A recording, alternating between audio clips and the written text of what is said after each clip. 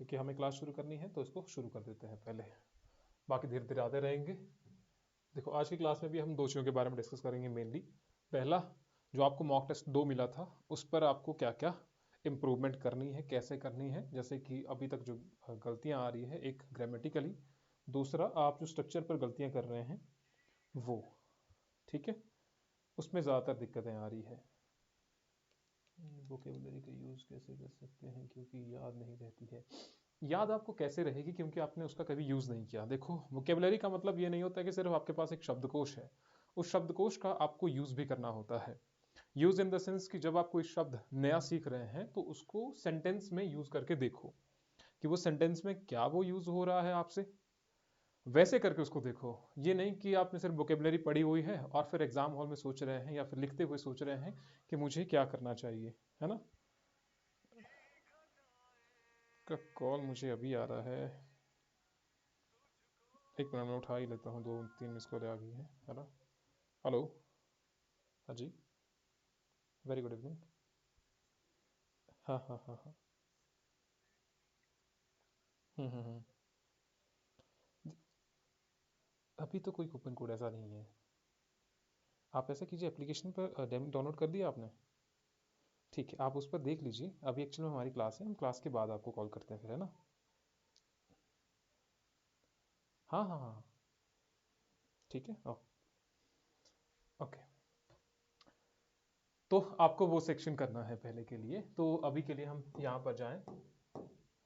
तो मैंने मेनली कहा कि हम दो चीज़ों के बारे में डिस्कस करेंगे। एक, मॉक टेस्ट 2 में जो आपको परेशानी आ रही है, अभी तक लेटर राइटिंग सही नहीं है, कॉमन सी मिस्टेक्स कर रहे हैं। देखना पड़ेगा कि जो पैराग्राफ है, आपको पैसेज आएगा, पैसेज में आपको लगभग कितना लिखना है, क्योंकि वो 4 नंबर का है और 4 नंबर के लिए आप सिंपली 2 लाइन लिख करके नहीं आ सकते हैं, है ना। तो उसके लिए थोड़ा बहुत ज़्यादा तो लिखना ही पड़ेगा। तो 4 नंबर का क्वेश्चन कैसे करना है आपको, वो चीज़।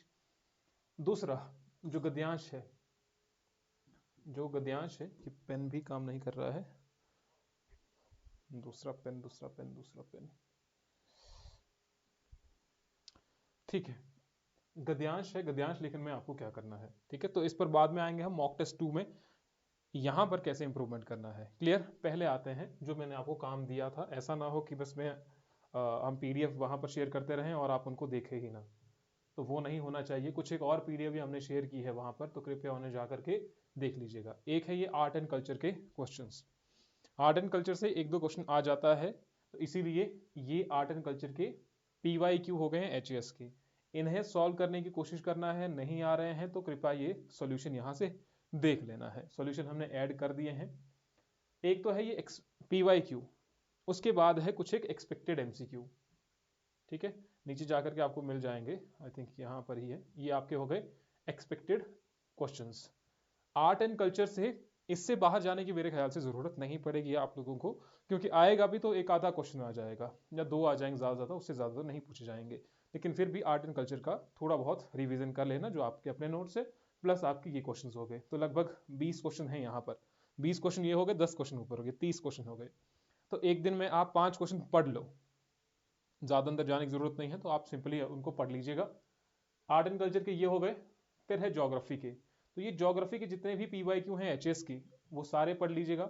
इन्हीं बेसिस पर कुछ एक एक्सपेक्टेड जो क्वेश्चंस हैं वो नीचे जा करके हैं, वो भी लगभग इतने ही होंगे, उनको भी आपने पढ़ लेना है, ठीक है। 25 पेजेस हैं ये, तो 25 पेजेस कितना ही टाइम लगेगा, 2 दिन लग जाएगा पढ़ने के लिए। ज्योग्राफी हो गया, इकोनॉमिक्स के लिए भी हमने डाला हुआ है, और आर्ट एंड कल्चर भी हो गया है, पॉलिटी सेक्शन भी हो गया है लगभग। ज्योग्राफी के तो हमने NCERT लेवल क्वेश्चन डाल दिए हैं, और इकोनॉमिक्स के जो NCERT लेवल क्वेश्चन है वो भी हमने डाल दिए थे। अब आपको पढ़ना है, सिर्फ क्वेश्चंस को पढ़ना है, ठीक है। उनको देखना है कि आपका स्ट्रक्चर क्या होगा एग्जाम हॉल तक। सिर्फ अपने नोट्स जो हैं उनका रिवीजन करते हुए नहीं रहना है, आपको ज्यादा ध्यान देना है राइटिंग पर। तो एक हो गए आपके ये अभ्यास के लिए जो गद्यांश दिए हुए हैं हमने। गद्यांश के लिए क्या करना है, तो इस पर लास्ट पे आएंगे हम, ये वाला सेक्शन कि गद्यांश में क्या करना है, लास्ट की चीज आएगी। अभी पहले आते हैं कल वाले सेक्शन पर, थोड़ा बहुत ओवरव्यू हम देंगे। ये वाला जो ऐसे था, या फिर हम पैसेज कहें, जो ये वाला जो पैसेज था आपको दिया हुआ, टेक्नोलॉजी पर बेस्ड था। तो करना क्या था, आपने सिंपली सबसे पहले इसको पढ़ लें, क्योंकि सीधे ही आप क्वेश्चन पर जाएंगे। कई बार क्या होता है, आप सीधे ही क्वेश्चन पर चले जाते हैं, तो सीधे ही क्वेश्चन पर जाने का उतना फायदा नहीं पहुंचता है, क्योंकि आपको उसका क्रक्स अभी तक समझ में नहीं आया है। तो कृपया पहले उसका क्रक्स समझ लें कि क्या कह रहा है, वो थोड़ा सा ओवरव्यू लें, फिर आप जाएं सीधे ही। आपकी जो स्पीड है पढ़ने की वो बड़ी होनी चाहिए, एक अच्छी खासी होनी चाहिए। तो आप पहले इसको थोड़ा बहुत जल्दी जल्दी से पढ़ लें, फिर क्वेश्चन को भी जल्दी से पढ़ें। इसमें ज़्यादा टाइम नहीं लगना चाहिए, ज़्यादा ज़्यादा आप 2-3 मिनट रखें, तो 2-3 मिनट में आपका ये पढ़ करके खत्म होना चाहिए। ओवरव्यू से, जब आपको समझ नहीं आया है तो कोई बात नहीं है, लेकिन मेन पॉइंट आपको थोड़ा थोड़ा समझ में आ जाएगा। फिर आप क्वेश्चन को पढ़ लें कि क्वेश्चन क्या कह रहे हैं, फिर आप फिर से वापस जाएं। क्वेश्चन को आपने जब पढ़ लिया, अब आप दूसरी बार जब पढ़ रहे हो उसी चीज को, तो साथ ही साथ में अंडरलाइन करते रहो कि क्या क्या चीजें इसमें कही गई है। जैसे इसमें बात कही गई है न्यूक्लियर एनर्जी की, जैसे इसमें बात कही गई है आर्टिफिशियल इंटेलिजेंस की, तो आप इसको अंडरलाइन कर रहे हैं कि इसमें ये सब चीजें बताई गई हैं। आर्टिफिशियल इंटेलिजेंस हो या फिर न्यूक्लियर एनर्जी हो या फिर जेनेटिक इंजीनियरिंग हो, इन सभी चीजों के बारे में नीचे बताया गया है। अब आपने यहीं पर क्या कर दिया है, सभी ने इसी चीज का ही जिक्र कर दिया कि भैया एज ओल्ड प्रॉब्लम लिखा हो यहाँ पर, तो हम भी ऐसे वही लिखेंगे। आपको जो समझ आया है उसको लिखिए, थोड़ा बहुत और ज्यादा इलेबोरेट करके लिखिए। बाहर के कोई डायमेंशन आपको इसमें नहीं डालने हैं, जितने भी इस पैसेज में आपके डायमेंशन बन रहे हैं वहीं तक सीमित रहना है, ठीक है। तो अगर हम क्वेश्चन पर आते हैं, तो क्वेश्चन आपका 4 नंबर का था, इसी पैसेज में से आपको था, और 4 नंबर का था कि what are the contrasting effects of the technology as highlighted in the passage. आप कॉन्ट्रास्टिंग इफेक्ट्स को समझने के लिए, हो सकता है क्वेश्चन कुछ और होता, तो उसको समझने के लिए आपको इसका क्रक्स समझना जरूरी होता। जो भी पैसेज में कहा गया है उसका अगर क्रक्स आप समझ पाते, तभी तो आप कॉन्ट्रास्टिंग इफेक्ट समझेंगे कि आपके इसके पॉजिटिव मतलब क्या हो गए और नेगेटिव इफेक्ट्स क्या हो गए। दूसरा टेक्नोलॉजिकल ड्युअलिटी, दूसरा क्वेश्चन था टेक्नोलॉजिकल ड्युअलिटी पर, और तीसरा क्वेश्चन था एथिकल कंसर्न पर। चौथा क्वेश्चन था challenges associated with the nuclear energy, और पांचवा क्वेश्चन था कि आप कुछ एक सजेशन दीजिए जिससे हम इंप्रूवमेंट ला सकते हैं इन टेक्नोलॉजी में, in the development of the new technology. तो ये मेनली हमारे पास 5 क्वेश्चन थे, लेकिन लास्ट वाला जो कह रहा है 2 मार्क्स के हैं, बाकी जो हैं वो 4-4 नंबर के हैं। आपको पहले से ही ये डिसाइड करके जाना है एग्जाम हॉल में कि अगर मान लीजिए 4 नंबर का क्वेश्चन आता है तो आप कितना लिखेंगे। 4 नंबर का क्वेश्चन वहां सोचते मत रहना जाना है वे 4 नंबर का क्वेश्चन है, अब पता नहीं कितना कर लिखना पड़ेगा। तो मिनिमम चार अगर मार्क्स का आपको क्वेश्चन आ रहा है तो मिनिमम 5 लाइन तो लिखनी ही पड़ेगी, मिनिमम तो लिखनी ही पड़ेगी ना। 4 नंबर के लिए तो 5 लाइनें या 4 लाइनें तो मेंशन करनी ही पड़ेगी। उसके अलावा क्या ऑप्शन है आपके पास कि सिर्फ 3 लाइन लिख करके आ जाए और 4 नंबर मिल जाएंगे? पॉसिबिलिटी नहीं है, चांसेस ही नहीं है कि आपकी 3 लाइन में उसका उत्तर मिल जाए जो क्वेश्चन 4 नंबर का पहले से आ रहा है। तो पहले से ये डिसाइड करके जाना है, अगर 4 नंबर का आ रहा है, 2 नंबर का आ रहा है तो 1 लाइन एक्स्ट्रा लिख के आ जाओ, 3 लाइन का लगभग लिख के आ जाओ। अब जब आपको क्वेश्चन आता है 4 मार्क्स का जीएस में, 4 नंबर का आता है ना, तो उसमें कहा जाता है कि आपको 60 वर्ड्स में लिखना है। तो 60 वर्ड्स का मतलब है कि अगर आप मान लीजिए एक लाइन में 10 भी लिख रहे हैं तो 6 लाइनें बन जाती हैं, वो 6 लाइन बन जाती हैं।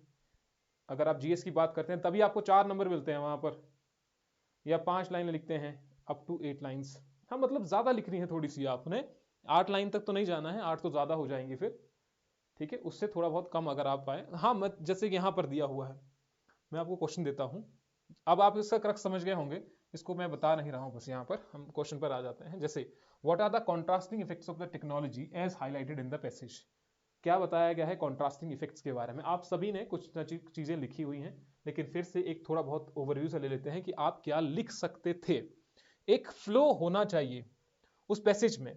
अब यहीं पर हमने लिख दिया कि द पैसेज हाईलाइट्स, हाईलाइटेड था पास्ट में था, लेकिन यहां पर आपने हाईलाइट्स लिख दिया कि the passage highlights that technology offer significant benefits. एक लाइन हो गई, such as nearly limitless power provided by nuclear energy and potential to eliminate genetic diseases through genetic engineering। एक हो गया कि हमें इससे बहुत सारे बेनिफिट भी हो सकते हैं, जैसे कि लिमिटलेस पावर होगी जो न्यूक्लियर एनर्जी ने दी, और पोटेंशियल इसका टू एलिमिनेट जेनेटिक डिजीजेस जो कि जेनेटिक इंजीनियरिंग से आ रही है। साथ ही साथ में however it also present serious challenges. For instance, जब आप लिख रहे हैं, क्योंकि ऊपर एग्जांपल दिए हैं यहां पर भी एग्जांपल दे दो। For instance nuclear technology has led to mass destruction exemplified by the bombing of Hiroshima and Nagasaki. आप एग्जांपल दीजिए क्योंकि आपको क्वेश्चन थोड़ा सा बड़ा, आंसर थोड़ा बड़ा बनाना है. And poses long term risk like nuclear waste disposal and catastrophic accidents such as Chernobyl and Fukushima. Similarly, while artificial intelligence can revolutionize industries, it raises concern about job displacement and loss of autonomy. Thus, the dual nature of the technology is evident in the capacity of the both remarkable advancement and profound ethical dilemmas. जो कि आपने अब यहां पर एक conclude कर दिया, एक फ्लो सा हमारे पास बन गया कि किस तरीके से कॉन्ट्रास्टिंग इफेक्ट्स, यहां से वो आंसर निकल गया. अब आप इसको छुपा भी देंगे, क्वेश्चन को आप छुपा दो और आंसर को सिंपली पढ़ लो, तो आपको समझ आए कि क्वेश्चन क्या बन सकता है. जब आपको लगे कि आपके आंसर पढ़ने से आप खुद ही क्वेश्चन बना पा रहे हैं, तो इसका मतलब है आपका आंसर सही है. लेकिन जब आपने आंसर लिखा हुआ है और आपके सामने क्वेश्चन ना हो और आप अब बनाने लगे कि किसका आंसर होगा, ये मल्टीपल आंसर हो सकते हैं उसके, तो फिर वो आपका आंसर नहीं. जैसे कि प्रेसिज में होता है. प्रेसिज में भी इसको चीज को ध्यान समझिएगा. प्रेसिज में भी जब आपने कुछ लिखा हुआ है तो सामने वालों को पढ़ करके पता लग जाना चाहिए कि आपने किस बारे में लिखा हुआ है, वो उससे खुद ही टाइटल बना सके. ऐसी प्रेसिज को लिखना है आपने. क्लियर. दूसरा हमारे पास था कि टेक्नोलॉजिकल ड्युअलिटी का मतलब क्या है, तो आपने ड्यूअल नेचर के बारे में यहां पर बता दिया. एथिकल कंसर्न क्या है, तो आपने एथिकल कंसर्न के बारे में बता दिया. जेनेटिक डिजीज का मेंशन कर दिया. क्लियर. डिजाइनर बेबी का मेंशन कर दिया, creating designer babies. while human traits are altered based on preferences, this leads to debates about the morality of altering human genetics of non-therapeutic purpose. The ethical dilemma resolve. ये सारी चीजें ऊपर mention है. अब challenges क्या है, आपने यहाँ पर चैलेंजेस मेंशन कर दिए. एंड नेक्स्ट वी हैव, क्या है आपका, इन व्हाट वेज, अच्छा, society should adopt approach the development of new technology. Society को क्या अप्रोच कर, सोसाइटी को क्या करना चाहिए. कहने का मतलब सिंपल सा यही है कि आप मिस्टेक कर रहे हैं जहां पर मिस्टेक्स नहीं होनी चाहिए थी. जितने भी नॉन इंग्लिश स्टूडेंट्स हैं, जिन्होंने इसके पहले इंग्लिश मीडियम नहीं है, तो आप डायरेक्टली यहां से पीछे चले जाएंगे, बहुत पीछे चले जाएंगे अगर आपका आंसर सही नहीं हुआ, टू द पॉइंट नहीं हुआ, ग्रामेटिकल एरर हुए, आप कहीं पर फुल स्टॉप लगा रहे हैं, कहीं पर कॉमा लगा रहे हैं गलत जगह पर, तो वहां से आप पीछे चले जाएंगे, जो कि पीछे जाने का कारण बनना नहीं चाहिए था. कारण क्या बनना चाहिए, जैसे कि प्रेसी है, वहां पर थोड़ा बहुत डिफिकल्टी आ सकती है किसी को, वो सभी के लिए डिफिकल्ट हो सकता है. लेकिन ये पैसेज जो यहां पर दिया हुआ है, आंसर ऊपर दिया हुआ है, क्वेश्चन नीचे है, पूरा पैसेज ऊपर है, वहीं से आपको आंसर छांटने हैं. वहां भी गलतियां हो रही हैं, तो इसका मतलब आप काफी पीछे चले जाएंगे. तो इस चीज का ध्यान रखिएगा, चाहे वो हिंदी मीडियम के हैं चाहे वो इंग्लिश मीडियम के हैं, कि बेसिक सी गलतियां यहां पर नहीं होनी चाहिए. अगली बार के लिए लिख के रखना, चाहे कुछ भी कर लो, लेकिन यहां पर पैसेज में गलतियां नहीं होनी चाहिए. ग्रामेटिकली एरर्स हो या फिर थोड़े छोटे मोटे जो आप एरर कर रहे हैं वो नहीं होने चाहिए. टू द पॉइंट रहिए. आपके पैराग्राफ का साइज आप डिसाइड करके रख लीजिए, जैसा मैंने अभी कहा, क्योंकि अभी थोड़े बहुत बाद में जुड़ रहे हैं. आपके पैराग्राफ का साइज क्लियर होना चाहिए, तो बाद में देख लीजिएगा जो मैंने पहले बात कही थी. नेक्स्ट है हमारे पास जो लेटर राइटिंग में आप गलतियां कर रहे हैं. आपने पहला लेटर था फॉर्मल लेटर. फॉर्मल लेटर जब आप किसी डिस्ट्रिक्ट मजिस्ट्रेट को लिख रहे हैं, अपने प्रिंसिपल को लिख रहे हैं, आप किसी को भी लिख रहे हैं, फॉर्मल तरीके से आप लिख रहे हैं, ठीक है. तो formal magistrate complaining about the child labour going in your locality, 10 number का मैंने आपको दिया था. अब इसमें भी आप लोग गलतियां कर रहे हैं, यहां पर भी गलतियां कर रहे हैं, नीचे भी गलतियां कर रहे हैं, ग्रामेटिकली एरर्स हैं. देखो, सभी के लिए जितने भी फॉर्मल लेटर होंगे, ध्यान से देखना है, बाकी फिर बाद में हम फिर से नहीं बताएंगे इस चीज को. जितने भी फॉर्मल लेटर होंगे, सबसे पहले आपकी अलाइनमेंट ठीक होनी चाहिए. सब कुछ आपका लेफ्ट साइड में होना चाहिए, कोई भी राइट साइड में नहीं होना चाहिए. लेफ्ट साइड यानी कि इस साइड ही आपका सब कुछ लिखा होना चाहिए, इस साइड आपको कुछ नहीं लिखना है. ना बीच में लिखना है, ना इधर को लिखना है, ना ही आपको जो सैल्यूटेशन या कुछ भी आपको जो लास्ट में आप लिख रहे हैं, तो वो भी वहां पर नहीं होना चाहिए. क्लियर है. आपको सब कुछ लेफ्ट साइड पे लिखना है, ताकि वो एक प्रोफेशनल तरीके से दिखे कि आपने एक लेटर लिखा हुआ है. अलाइनमेंट एक हो गया लेफ्ट साइड में. दूसरा, आपका जो एड्रेस है और सिग्नेचर प्लेसमेंट है, write the sender's address in the date at the top and do not place the signature on the right. जैसे कि हम ट्रेडिशनल तरीके से लिखते थे कि भैया आपने राइट में यहां पर सिग्नेचर कर दिए, कि ये कुछ भी आपने यहाँ पर सिग्नेचर कर दिए। एक तो मुझे दूसरा पेन नहीं मिल रहा है, ये थोड़ी सी आवाज़ कर रहा है, तो अगर मुझे सामने कहीं दिख जाता तो अच्छा होता। खैर, हाँ, तो बस मैं यही कह रहा हूँ कि एड्रेस इस तरफ होना चाहिए, डेट इस तरफ होनी चाहिए। नेक्स्ट उसके बाद आपका सब्जेक्ट होना चाहिए, जैसे कि जहां पर बताया गया है फॉर्मल जो लेटर है, फॉर्मल का जो लेटर है, सेंडर्स का एड्रेस होना चाहिए यहां पर विद डेट। सेंडर्स का एड्रेस हो गया, जैसे आपने लिखा कि 45 मॉल रोड शिमला हिमाचल प्रदेश, यहां पर आपने डेट डाल दी 17 नवंबर 2024 जो आज की डेट है। तो ये आपका एड्रेस हो गया, आपका एड्रेस हो गया जो आप भेज रहे हैं, ठीक है। लेफ्ट साइड पर विद डेट होना चाहिए। दूसरा, उसके बाद आप रिसिपिएंट का एड्रेस लिख रहे हैं, किसको आपने भेजना है। मान लीजिए मुझे अपने बैंक की स्टेटमेंट लेनी है या फिर पासबुक का, मुझे अपनी पासबुक चाहिए, तो आप लिख रहे हैं रिसिपिएंट का address, the bank manager XYZ bank है, मेन बाजार कुल्लू या हिमाचल प्रदेश, जहां पर भी है। शिमला का है तो शिमला में लिखिए, आपके जिला में कहीं पर है तो वहां का जिक्र कीजिए। पहले सेंडर्स का एड्रेस विद डेट, और दूसरा रिसीवर्स का जो एड्रेस है उसको मेंशन कीजिए।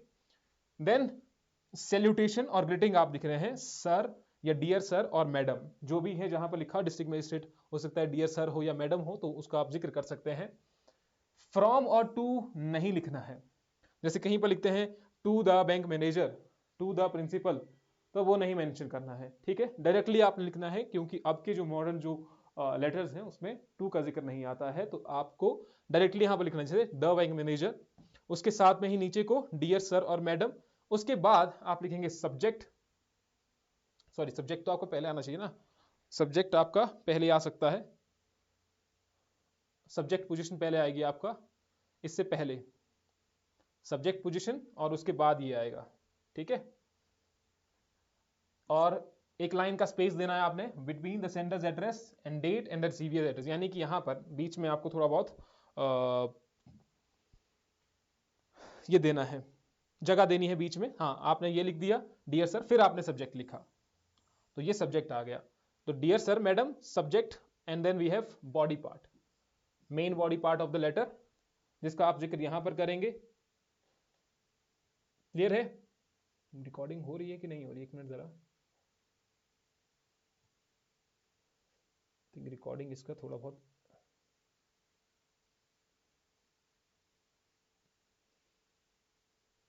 OBS में नहीं चली है शायद, वेट अ मिनट।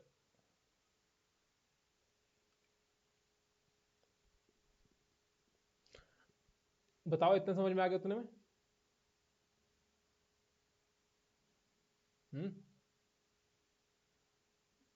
बताइए बताइए।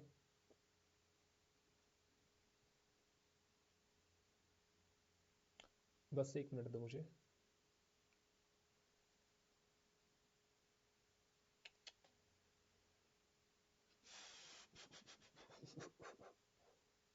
इतना समझ में आ गए?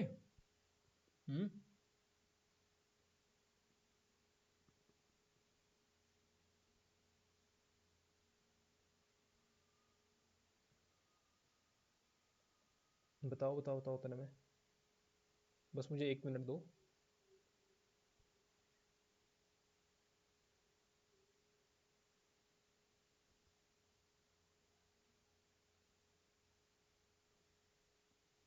ठीक है, ओके। अच्छा, तो आपने लिख दिया डियर सर मैडम, फिर आपने लिखा सब्जेक्ट, और फिर आया आप बॉडी ऑफ द लेटर में। जैसे बॉडी ऑफ द लेटर आपका स्टार्टिंग पोर्शन है कि आप क्या कहना चाह रहे हैं। इसकी शुरुआत आप बहुत तरीके से कर सकते हैं, जैसे कि नीचे मैंने कुछ लिखे हुए पे आप लिखिए।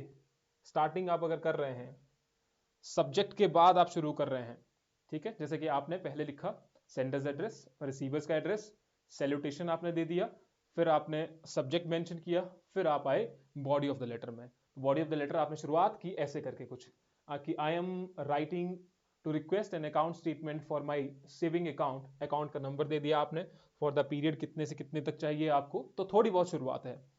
फिर उसके बाद आप एंड करेंगे thank you for your assistance.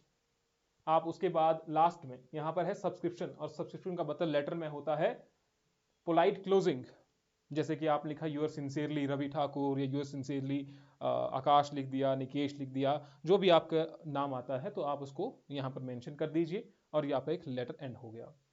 अगर हम इसकी बात करें तो ये वाला तो समझ में आ गया होगा एक चीज। दूसरी चीज salutation, subject and body of the letter. यहां पर आए हम बॉडी ऑफ द लेटर। मैंने कहा इसकी शुरुआत आप बहुत तरीके से कर सकते हैं फॉर्मल लेटर में। जैसे कि आप शुरुआत कीजिए कि I regret to bring to your notice, कि I regret to bring to your notice that the street light in our neighborhood have not been functioning for the past 2 weeks। यहाँ पर आप किसके बारे में लिख रहे हैं? स्ट्रीट लाइट के बारे में लिख रहे हैं। दूसरा आप शुरुआत कर सकते हैं कि I would like to draw your attention towards, I would like to draw your attention toward the frequent power outages that have disrupted our daily activities। उस आप शुरुआत कर सकते हैं it is high time you paid attention to the increasing traffic congestion during peak hours near the main market. इनको याद करके रखना है कि मैंने शुरुआत तो लगभग ऐसी ही करनी है, वहां पर सोचने की जरूरत नहीं होनी चाहिए आपको कि अब शुरुआत में से कैसे करनी है। ये कुछ ऐसे कोर एरियाज हैं, अगर मान लीजिए लेटर राइटिंग आ जाता है, क्योंकि अभी तक एक ही बार आया है, हो सकता है ना भी आए, ये भी हो सकता है, लेकिन आपको तो तैयार करके ही जाना है ना। तो आप लिखेंगे इस तरीके से, and I would like to lodge a complaint against, it pains me greatly to write that despite multiple complaints the potholes on the main roads have yet to be repaired। तो आप शुरुआत कुछ ऐसे करेंगे। क्लियर? तो आपको जो question दिया गया था, आपने अपना एड्रेस लिखा, फिर आपने डेट लिखी यहां पर, ठीक है। देन वी हैव, अच्छा डेट लिख दी, to the district magistrate, then complaint about the child labour in the locality. अब यहां पर ये आप ऊपर लिख सकते हैं, ये आप ऊपर लिख दीजिए यहां पर डियर सर, सब्जेक्ट यहां पर, फिर सब्जेक्ट आ गया, इसको यहां से हटा दीजिए, इसको यहां पर लिखिए, और फिर उसके बाद I am writing to inform you about the serious issue of the child labour in our area. अब देखो यहां पर अगर आपको 10 नंबर मिलने हैं तो 10 नंबर ऐसा नहीं है कि सिर्फ आपको थोड़ा बहुत इतना सा पैराग्राफ आप लिखेंगे 10 नंबर मिल जाएंगे। आपको शुरुआत का ये वाला अगर देखें तो 1 नंबर यहां पर मिल जाएगा, 1 नंबर आपको यहां पर मिल जाएगा कि आप शुरुआत अगर आपने अच्छी की होगी। दूसरा लास्ट में, ये लास्ट वाला जो पॉइंट है यहां पर कि आपका I request you to read the business listed in the attached document and take strict action against those who are responsible। यहां पर and thank you for your kind attention, और ये आपने जिक्र कर दिया, 1 नंबर आपको यहां पर मिल गया। बाकी के जो मेन नंबर है वो आपको यही मिलने हैं। ज्यादा हो सकता है यहां पर आपको 2 ही मिल जाए, 1 की जगह पर 2 हो सकता है, 2 और 1 3। बीच वाला जो पोर्शन है वहां पर लगभग आपके 6 से 7 नंबर है। तो मेन फोकस है ये। अब ये सोचो आप कि 6 से 7 नंबर है, अब थोड़ा खुद से भी सोचिए ना कि अगर अलाइड में आपको 4 नंबर का क्वेश्चन आ रहा है तो वहां पर आप 60 वर्ड्स में उसको मेंशन कर रहे हैं। अब यहां पर 6 से 7 नंबर का है, इससे लगभग 2 गुना, ठीक है। तो यहां पर आप 90 वर्ड से तो ज्यादा ही लिखना पड़ेगा, 90 to 100 वर्ड्स, तो लगभग आपकी 10 लाइन तो होनी चाहिए। 8-9 लाइनें लिख लो बेशक, तो इतनी तो होनी चाहिए, 8-9 लाइंस जिसमें आप इतने शब्द लिख पाए। तो ये डिसाइड करके पहले ही चलना है कि मिनिमम मुझे इतनी लाइन तो मेंशन करके आना है, मुझे लिख करके आना है। पहली लाइन मेरी ये हो गई, और बीच वाला जो पोर्शन है, जैसे पहली लाइन आपने यहां पर आप उसके बारे में बता रहे हैं कि आपको क्या करना है। एक चीज आपने बताई कि आपने क्या देखा है कि serious issue of child area in our area, despite filling complaints with the local police station, relevant department and NGO has not taken any action against the businessman involve in our colony child age between. आपने child के बारे में बता दी, कहां कहां पर वो काम कर रहे हैं, ऑलमोस्ट सभी ने ऐसा ही बताया हुआ है, लेकिन वहां पर एक फ्लो नहीं था, तो आपने उनके बारे में बता दिया। नेक्स्ट है कि people hire these children because they are less demanding and accept lower wages। I have even seen children working with beggars looking malnourished and physically exploited। उसके बाद आप थोड़ा बहुत आए, फिर आपने लिखा कि 2016 में इसको बैन भी कर दिया गया था, was amended to prohibit the employment of children in any area in any form। और उसके बाद आपने लिखा कि कुछ एक डॉक्यूमेंट भी इन्हें अटैच किए हैं, कुछ एक फोटोज मैंने अटैच किए हुए हैं। आप सोचिए कि आपको एक लेटर ऐसा मेंशन करना है कि सामने वाले को उस चीज के बारे में सब कुछ पता लग जाए, जो भी डायमेंशन हो सकते हैं, आपने जो कुछ सोचा हुआ है उस पूरे डायमेंशन के बारे में सामने वाले तक पता लग जाए कि हाँ सच में ही ऐसी चीजें हो रही हैं। तभी तो एक पूरा लेटर हुआ ना। आपने एड्रेस मेंशन किया अच्छे तरीके से, सेंडर्स का एड्रेस किया, अपना अपना एड्रेस या रिसीवर्स का एड्रेस बहुत अच्छे तरीके से। कंप्लेंट सब्जेक्ट जो है, सब्जेक्ट जितना छोटा हो सके उतना छोटा कीजिए, तो सब्जेक्ट आपका मेंशन हो गया। सब्जेक्ट के बाद आप फिर आए मेन वाले पोर्शन पर, वहां पर पूरी डिटेल होनी चाहिए कि उस इशू को एड्रेस किया गया हो सही तरीके से। और फिर आप लास्ट में आएंगे, thank you for your kind attention to this letter, your sincerely XYZ। Clear. अगर हम उसके बाद आए, इसके बाद आए जो हमारे पास एक था इनफॉर्मल लेटर। इनफॉर्मल लेटर था कि आपको अपने भाई को एडवाइस करना था, भाई को एडवाइस कर रहे हैं him to remain physically fit but to stay fit, stay away from fitness fads. जो भी फिटनेस फैट चले हुए हैं इंस्टाग्राम पर या सोशल मीडिया पर, इससे दूर रहना है, उसको बोलना है कि आप फिजिकली फिट रहिए। अब यहां पर इनफॉर्मल है। इनफॉर्मल का मतलब है अब यहां पर आप भाषणबाजी कर सकते हैं, क्योंकि आपसे छोटा भाई है तो छोटे भाई के लिए आपको राय देनी है कि तुम्हें फिजिकली फिट रहना है। इनफॉर्मल तरीका है, तो आपकी शुरुआत होगी तो लेफ्ट साइड से ही। यहां पर आपको सेंडर्स का एड्रेस आपने मेंशन कर दिया कि आपने शिमला से भेजना था, और यहां पर आपने डेट मेंशन कर दी। यहां पर रिसीवर्स का एड्रेस नहीं होगा, ठीक है, यहां पर रिसीवर्स का एड्रेस नहीं है, ये सेंडर्स का एड्रेस हो गया। फिर आपने डायरेक्टली यहां पर मेंशन कर दिया डेट। इनफॉर्मल तरीका है ना, आप उसको कुछ सैल्यूटेशन नहीं लिखेंगे ना कि टू द मैजिस्ट्रेट XYZ, कुछ नहीं आएगा, क्योंकि वो इनफॉर्मल है, आपका भाई है। तो भाई के लिए तो क्या ही लिखेंगे आप, भाई के लिए आप डायरेक्टली अपना एड्रेस लिखा, आपने डेट लिख दी। तीसरा आप सैल्यूटेशन लिख रहे हैं डियर, जो भी आपके भाई का नाम है, तो राम श्याम घनश्याम जो भी नाम है, आपकी सिस्टर है या जो भी आपको लिखना है यहां पर, तो सैल्यूटेशन आप लिखेंगे उसके बाद। Then I hope you are fine and I am in the pink of health. I am writing this letter to inform you that uh, my experience with you, to let you know, जो भी चीजें हैं। शुरुआत आपने ऐसी की कि आपने उसका हालचाल पहले पूछ लिया। जब भी कोई रिश्तेदार आते हैं तो आप पहले हालचाल ही पूछते हैं, वे कैसे हो, क्या तुम अच्छे हो कि नहीं हो। देखा होगा ना आपने, जब नए नए कोई रिश्तेदार आया, नए नए नए तो क्या ही होंगे, रिश्तेदार तो पुराने ही होते हैं, तो जब भी काफी समय के बाद मिलना हुआ तो सबसे पहले क्या पूछते हैं, आप कैसे हैं। तो दूसरा बोलेगा कि हम कुशल मंगल हैं, आप बताइए आपके हाल कैसे हैं। फोन पे बातचीत करते हैं, बहुत काफी टाइम बाद आपने कॉल की, तो वही पूछते हैं ना कि कैसे हो तुम। तो दूसरा कहता है कि भाई मैं ठीक हूं, तुम बताओ। तो हो गया इतना। तो बस आपको वही तो शुरुआत करनी है लेटर में भी, क्योंकि आप फोन नहीं है, आपके पास लेटर है, उस लेटर से ही आपको अपनी भावनाओं को व्यक्त करना है। तो भाई अपने छोटे भाई से पहले सेहत के बारे में पूछेगा, भैया ठीक ठाक हो तुम, मैं ठीक हूं, तुम बताओ। तो आप ऐसा कुछ मेंशन करेंगे, फिर आप जिक्र करेंगे कि आप किस चीज के बारे में बताना चाह रहे हैं, उसको डिटेल में बता करके, उसके पूरे के पूरे कॉन्सिक्वेंसेस को भी बता करके कि क्या हो सकता है उस चीज से जो तुम कर रहे हो, वो सब चीजें बता करके आप इसको यहां पर एंड कर देंगे। My regards to your parents and love to your younger brother and sister, जो भी आपको लिखना है यहां पर, मतलब लास्ट लाइन है ये, अपने भाई को कह रहे हैं, अपने कजन को कह रहे हैं, किसी को भी। नेक्स्ट लास्ट में आपका हो गया यूर लविंगली या यूर अफेक्शनेटली, आप अपना नाम मेंशन कर दीजिए। तो हमें आपको जो क्वेश्चन दिया था वो ये था, ये आपको PDF मिल जाएगी। एड्रेस यहां पर मेंशन नहीं करना है आपको, डियर ब्रदर, अच्छा कहां पर था वो, ठीक है, dear brother I hope you are fine, I am quite well here and I always pray for your well being. Recently I saw your photograph, you looked obese and chubby. Brother, you need to keep fit for a long and a happy life. I shall let you know how and why. तो आपने बता दिया कि health is wealth, ये सब चीजें जिक्र कर दिया आपने, और साथ ही साथ में ये भी एडवाइस कर दी इस इन बिटवीन ही कि आपको क्या क्या चीजें करनी है, क्या चीजें नहीं करनी है, वो सारा चीज आपने यहाँ पर डिस्कस कर दिया इनफॉर्मल तरीके से, क्योंकि अब आप कोई ऑफिशियल लैंग्वेज यूज नहीं कर रहे हैं, ये सब चीजें नहीं कर रहे हैं आप, ठीक है। तो आपको सिंपली चीजों के बारे में बताना है अब, ठीक है, समझ आ गया। बताओ बताओ बताओ, इतना क्लियर है।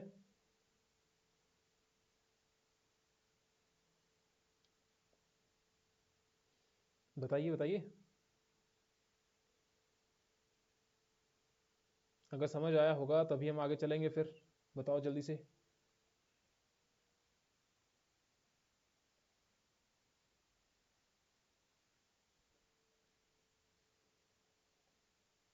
ठीक है।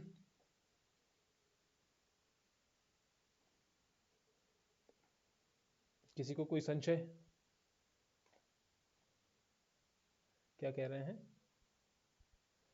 पंच शीट होती है या ब्लैंक? नहीं नहीं, रोल्ड होती हैं। हमारे टाइम में तो ऐसा ही था, ब्लैंक नहीं होती है वहां पर। शीट तो वैसी ही आएंगी आपको, स्पेस दिया होता है, लाइनें खींची होती है, वैसा ही होता है वहां पर। हमारे टाइम में तो वही था। आई थिंक 2000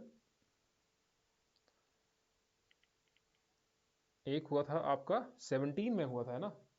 एक हुआ था 18 में जो आपने दिए थे। तो 17 और 18 में तो वही था, ये लाइनें थी उसमें, जितना मुझे याद है 17 और 18 में। उसके बाद कुछ चेंजेस हुए होंगे, तो उसके बाद हमने 20 वाला था एक, है ना, 20-20 वाला, कोविड वाला।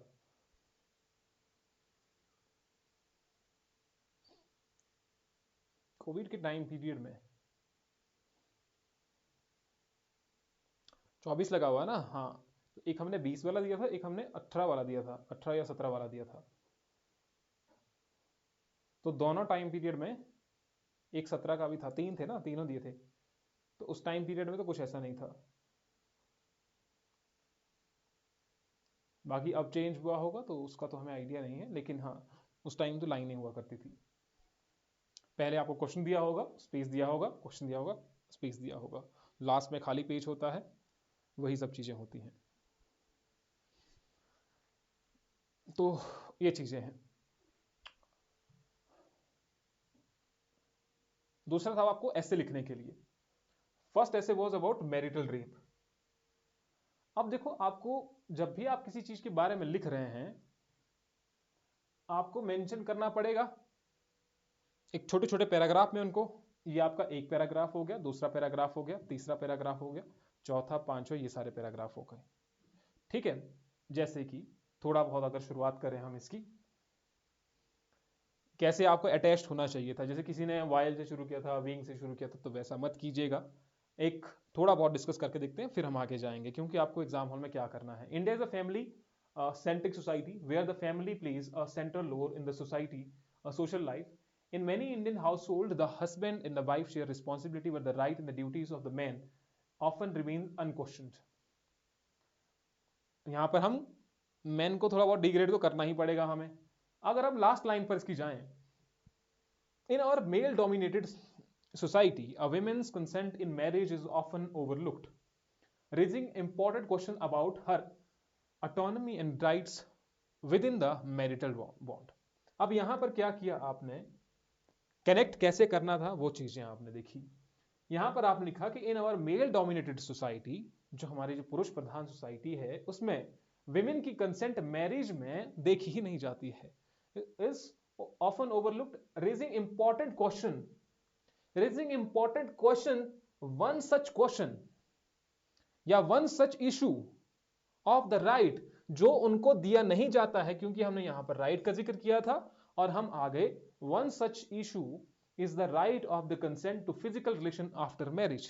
आफ्टर मैरिज के बाद भी हम फिजिकल रिलेशन की बात कर रहे हैं, ठीक है, कंसेंट की बात कर रहे हैं। In India as in several other countries, women are often expected to fulfill marital obligations without the right to refuse, कि उन्हें नकारने का अधिकार तो शादी के बाद होता नहीं है। ये ऑफन हमें देखने को मिल ही जाता है।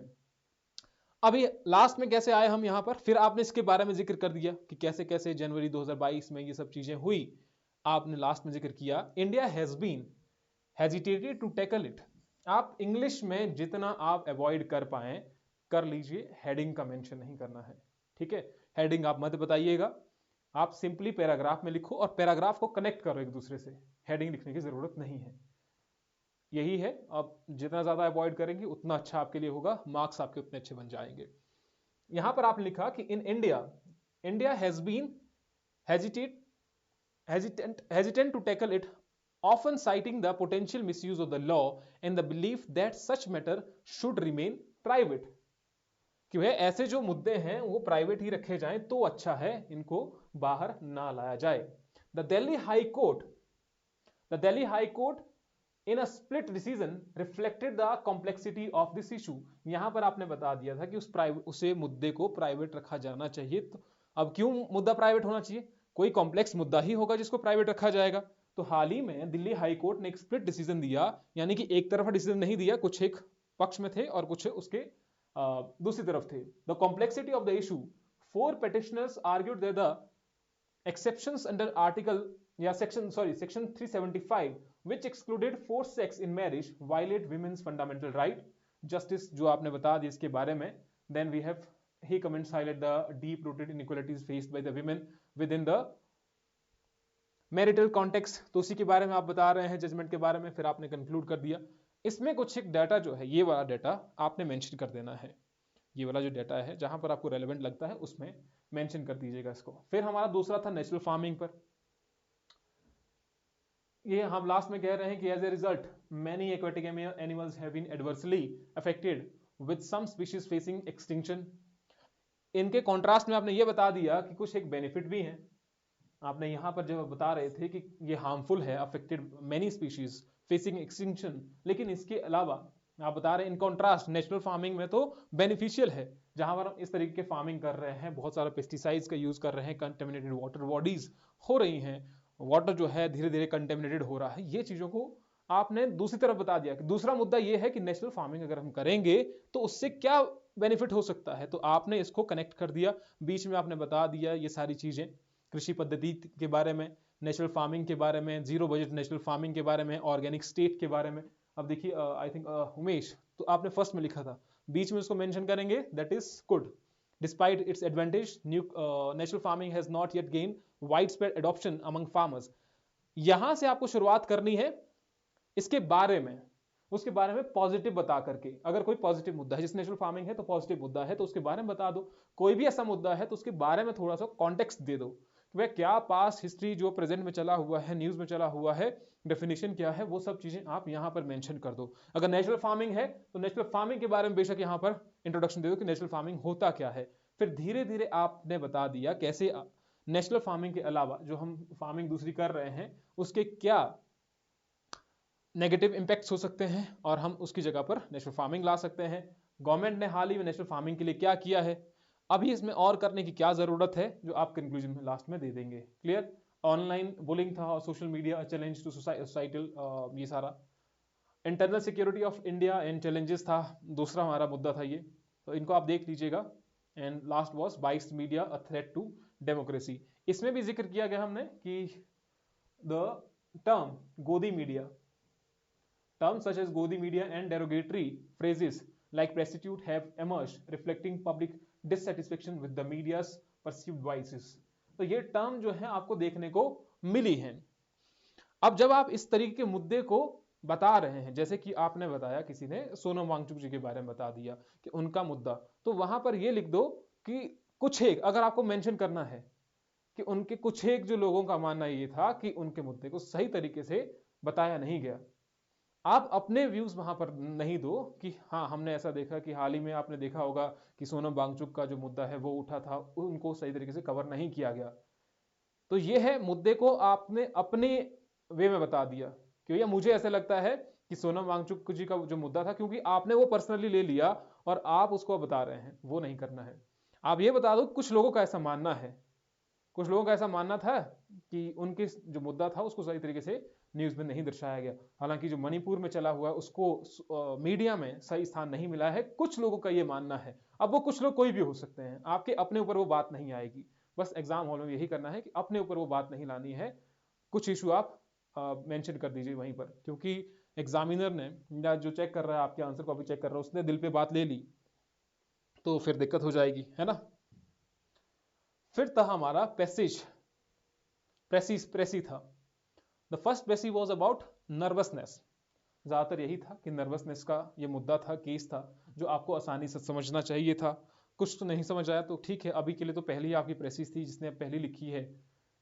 अगर हम इसका थोड़ा बहुत क्रक्स पे जाएं कि you are very likely to be nervous at the prospect of giving either a seminar or a presentation in the front of an audience, and rightly so, if you are lucky you will continue to feel nervous even when you you have become very senior in your work and used to speaking to highly prestigious audience, the most important point to remember about nervousness is that it is undoubtedly and always a good thing.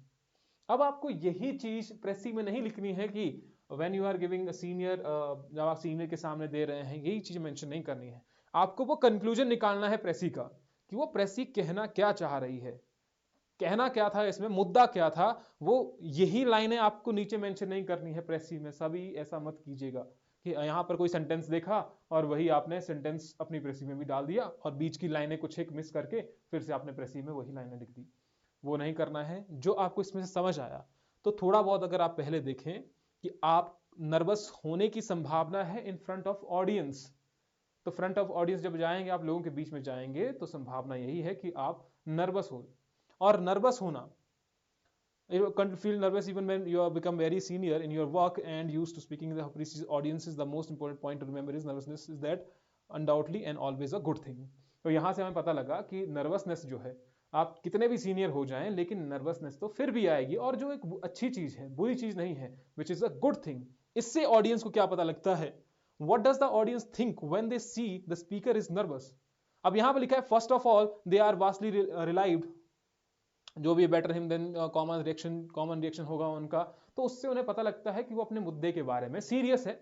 यहां से हमें ये पता लगा, conclusion हमने निकाला, ये नहीं कहा हमने कि पहली बात तो ये है कि they are vastly relieved that someone else who is giving the presentation better him her than me is common reaction। तो ये सारी चीजें आपको लिखने की जरूरत नहीं है, फर्स्टली सेकेंडली थर्डली ये सब चीजें मेंशन नहीं करनी है आपको। सिंपली आपको यहां से मुद्दा समझ में क्या आया कि जब एक स्पीकर जाता है तो वो नर्वस होता है, which is a good thing. जब लोग भी उसे देखते हैं तो उसको वो कॉमन उसे देख पाते हैं कि हाँ ये जो व्यक्ति है ये भी मेरी तरह ही है जो प्रेजेंटेशन सामने दे रहा है। लेकिन अगर कोई दूसरा व्यक्ति ही सामने है जो ओवर कॉन्फिडेंस है अपने मुद्दे को लेकर के, तो ऑडियंस भी समझ जाती है कि वो ओवर कॉन्फिडेंस है। तो यहां पर खेल क्या है, ओवर कॉन्फिडेंस का भी है मुद्दा, ओवर कॉन्फिडेंस का भी है, नर्वसनेस का भी है, या फिर आप प्रेजेंटेशन का ही कह दें, लेकिन प्रेजेंटेशन के बारे में उतना जिक्र नहीं है। यहां पर प्रेजेंटेशन के बारे में लिखा है, ऊपर प्रेजेंटेशन के बारे में लिखा हुआ है, बताया गया कि आपकी प्रेजेंटेशन देने की कला कैसी होनी चाहिए। लेकिन अगर आप पूरा मुद्दा समझेंगे तो वो नर्वसनेस के सराउंडिंग ही घूम रहा है, कि नर्वसनेस के बारे में ही बताया गया। First of all they are, यहीं से पता लगना ना कि फर्स्ट ऑफ ऑल। अब ये फर्स्ट ऑफ ऑल किसके बारे में बताया, नर्वसनेस के बारे में ही। अब ये सेकेंडली किसके बारे में बताया, नर्वसनेस के बारे में ही, कि वो जो व्यक्ति नर्वस हो रहा है वो व्यक्ति किस तरीके की प्रेजेंटेशन दे सकता है, क्या उससे बाकी के लोग कनेक्ट कर पा रहे हैं, नहीं कनेक्ट कर पा रहे हैं। तो वो मुद्दा नर्वसनेस का था। या आप कोई और भी मुद्दा आप किसी कोई और मैसेज से लेना चाह रहे हैं तो वो आपके ऊपर है। तो 20 नंबर का है, तो 20 नंबर के लिए भैया मेहनत तो करनी पड़ेगी। ये कुछ इससे डिफिकल्ट वर्ड्स हैं। आप पहला यही ये होता है कि अगर आपको प्रेसी समझ में नहीं आ रही है, थोड़ा बहुत डिफिकल्ट वर्ड्स पे जाएं। अगर आपको उनका मतलब ही समझ नहीं आ रहा है तो सेंस खुद से बना ले कि हाँ ऐसा मतलब इसका हो सकता है सेंटेंस के मुताबिक। अगर लग रहा है पता तो ठीक है, वर्ड मीनिंग तो लिखने की जरूरत नहीं होती आपकी। तो मेन पॉइंट था पहला आपका कि नर्वसनेस इन पब्लिक स्पीकिंग कैसे हो सकती है, तो जो एक नॉर्मल है और वो बेनिफिशियल भी है, जो ऊपर पहली ही दूसरी लाइन में जिक्र किया गया था। And nervousness indicates that the speaker values the occasion and care about the audience. तो नर्वसनेस हमें यही बताता है कि किस तरीके से वो ऑडियंस के बारे में केयर करता है और उस ओकेजन की वो वैल्यू करता है। दूसरा था ऑडियंस का परसेप्शन क्या है नर्वसनेस को लेकर के। पहला था नर्वसनेस इन पब्लिक स्पीकिंग, दूसरा है अब पब्लिक का क्या रिएक्शन होगा, वही बताया गया था ऊपर कि पब्लिक अब क्या सोचती है उस व्यक्ति के बारे में। क्योंकि 22 नंबर का सवाल है तो 22 नंबर तो भैया ऐसे तो आएंगे नहीं, वो तो प्रैक्टिस करके ही आएंगे। अब सोच लीजिए आप, ग्रामर है, ग्रामर के लिए आप कितनी मेहनत कर रहे हैं। 50 नंबर का है ग्रामर, ठीक है। अब 50 नंबर का है, 50 नंबर में से अगर मैं मान लूं कि भैया 20 नंबर का तो आप कर ही लेंगे इजीली, है ना, 20 नंबर का तो कर ही लेंगे। कुछ ना कुछ आर्टिकल आ गए, प्रपोजिशन आ गया, चेंज द वॉइस आ गया, नरेशंस आ गए, हिंदी में भी वैसे ही है, पर्यायवाची आ गए, मुहावरे आ गए, अनेकार्थी शब्द आ गए। तो 20 नंबर तो आप ऐसे ही ला लेंगे उसमें से, 50 में से 20 तो आ ही सकते हैं। उसके बाद बच गए हैं 30 नंबर। अब इस 30 नंबर के लिए कितना समय दे रहे हैं आप, अब इस 22 नंबर का कुछ आता ही नहीं। अभी 22 नंबर के लिए क्या कर रहे हैं आप? क्या वो इसके कंपैरिजन में आप तैयारी कर रहे हैं? अब ये दोनों समानांतर ही हैं। समानांतर कैसे हैं? 50 में से 50 नंबर लाना इज इम्पॉसिबल, कि 50 में से 50 नंबर तो बहुत मुश्किल है। 50 में से 40 आना संभव है। 50 में से हमने मान लिया कि 40 तो चलो ला सकते हैं 40 नंबर। 20 नंबर का तैयार है, 20 नंबर का और करना है। तो यहां पर 20 नंबर, यहां पर 22 नंबर। 20 नंबर के लिए ग्रामर के लिए दिन रात पढ़ा जा रहा है कि हमें अनेकार्थी शब्द याद करने हैं, मुहावरे याद करने हैं, और कैसे लिखना है, ये सब चीजें जो भी हैं, छोटी मोटी चीजें जो ग्रामेटिकली आप कर रहे हैं, तो उसके लिए बहुत ज्यादा समय दे रहे हैं। जबकि यहां पर 22 नंबर का है, और 22 नंबर में से अगर आपने गलत लिख दिया, संभावना यह है कि वहां पर नंबर नहीं मिलेंगे। कम मिलेंगे, 3-4 नंबर मिलेंगे। तो 3-4 नंबर में से क्या होता है जब 22 नंबर का है? लेकिन कोई इंग्लिश मीडियम का है, जिसकी इंग्लिश अच्छी है, जिसने पहले पढ़ रखा है, जिसने जो यहां पर फोकस कर रहा है, जो आपकी प्लानिंग इस समय होनी चाहिए, तो वो कितना ही समय दे रहा होगा। आपके सेंटेंसेस ठीक नहीं हो रहे हैं तो वो यहां से ठीक होंगे। जबकि वहां पर कुछ ना कुछ तुक्का लगा करके भी, ऐसा नहीं कह रहा हूं कि वहां पर फोकस मत करो, लेकिन हिंदी में या इंग्लिश में कुछ ना कुछ तुक्का लगा करके भी तो उसको ठीक किया ही जा सकता है। कुछ ना कुछ तो लिख ही देंगे, ऐसा तो क्या ही होगा। लेकिन यहां पर आप ग्रामेटिकल एरर भी कर रहे हैं, टाइटल का भी मेंशन सही तरीके से नहीं कर रहे हैं। तो वो देखिए, क्लास टेस्ट है आपको दिए हुए, क्लास टेस्ट में देखो प्रेसिस के लिए आई थिंक हमने कुछ टेस्ट दिया था आपको, है ना? कुछ प्रेसिस दी थी लिखने के लिए, तो वो देखो। नहीं है तो हम और देते हैं प्रेसिस लिखने के लिए। ठीक है, प्रैक्टिस हमने दिया था, प्रैक्टिस सेट्स आपको दिए थे कुछ। अच्छा, तो पहले हम बात कर रहे थे कि nervousness in public speaking, audience perception of nervousness, और उसके बाद था ओवर कॉन्फिडेंस का मुद्दा। ओवर कॉन्फिडेंस से क्या हो सकता है, और लास्ट में हमारे पास था स्पीकर और ऑडियंस का रिलेशन क्या हो सकता है। तो ये हमारे मेन जो इसके टाइटल है वो हो सकते थे कि the power of nervousness in public speaking. ठीक है, आपने नर्वसनेस को पब्लिक स्पीकिंग से जोड़ दिया, या नर्वसनेस अ स्पीकर्स सीक्रेट वेपन, या बैलेंसिंग नर्वसनेस एंड कॉन्फिडेंस, या फिर confidence versus over confidence in speaking. ये इसके टाइटल हो सकते थे। एक्सपेक्टेड टाइटल में आप ये मेंशन कर सकते थे कि ये टाइटल हो सकते हैं, या इससे रिलेटेड कुछ भी आपका टाइटल हो सकता था।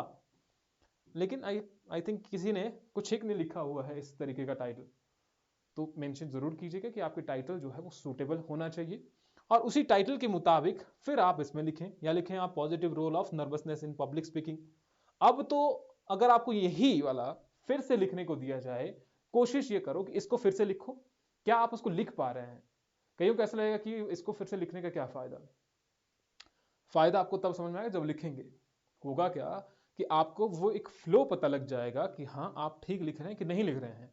अब जब वो फ्लो पता लग जाएगा, उससे आपका फॉर्मेट बन जाएगा कि यहां से क्या क्या चीजें लेनी थी, क्या क्या चीजों को मुझे अपनी पैसे में लिखना था, तो वो यहां से आपको समझ में आ जाएगा जब इसको फिर से आप लिखेंगे, क्योंकि अब आपको जाकर के ये समझ में आ चुका है। आई होप कि अब समझ में आ चुका होगा, कोई इसमें डाउट नहीं होगा, क्योंकि 3-4 बार 4-5 बार अब दिमाग में ये आ चुका है।